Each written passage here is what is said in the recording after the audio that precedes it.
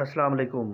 मशहूर अरब मुफक्किर और दाई डॉक्टर अली तंतावी रहमतुल्लाह अलैह फरमाते हैं कि वो काबुल में थे कि वज़ारत ख़ारिजा की तरफ से हुक्म हुआ कि फ़ौरी तौर पर एक ज़रूरी काम से रूस चले जाएं।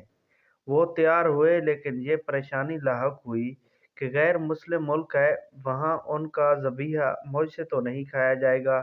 घर में 2 देसी मुर्गियाँ थीं।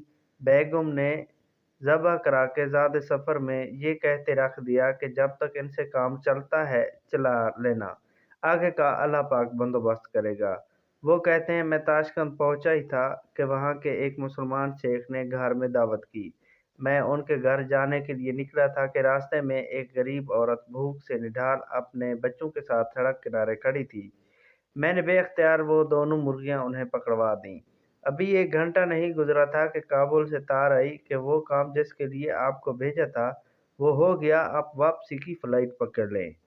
शेख सादिक मजीदी कहते हैं, इस सफ़र का मुझे कोई और मकसद समझ में नहीं आया, सिवाय इस बात के कि मेरे घर 2 मुर्गियाँ थीं जो 4000 किलोमीटर दूर किसी गरीब माँ और बच्चों का रिज़्क थीं।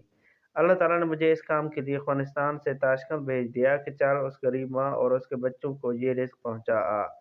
दोस्तों याद रखें, आपके नसीब का लुक़मा ज़मीन के जिस हिस्से में भी होगा, अल्लाह ताला आप तक पहुँचाएगा। Thanks for watching. Please do subscribe this channel.